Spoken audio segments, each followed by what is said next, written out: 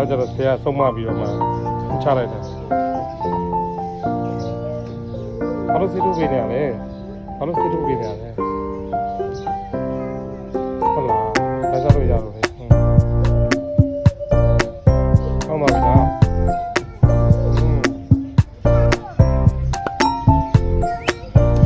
လုပ်ပြပါဦး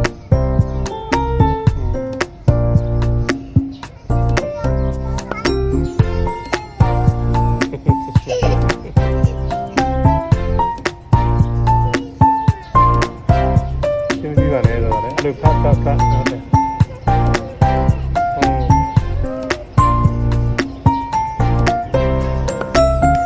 ဒီစလာဟုတ်ကြီးနဲ့ထိန်းစောနဲ့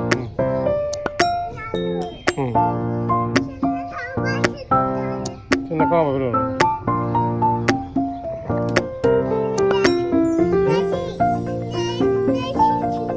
ရှိကြီးလို့ဟုတ်လားဒီကြီးကိုပြရအောင်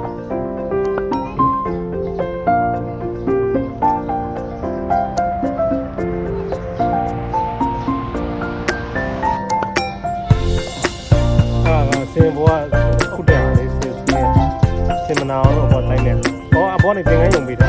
တင်ငယ်ယုံပြီး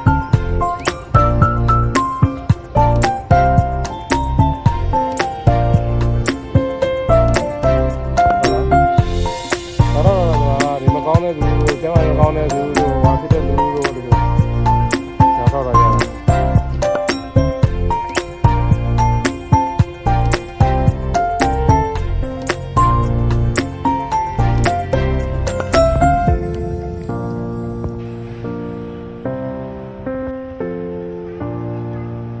သာဓုပါဗျာသာဓုပါဗျာသာဓုပါဗျာ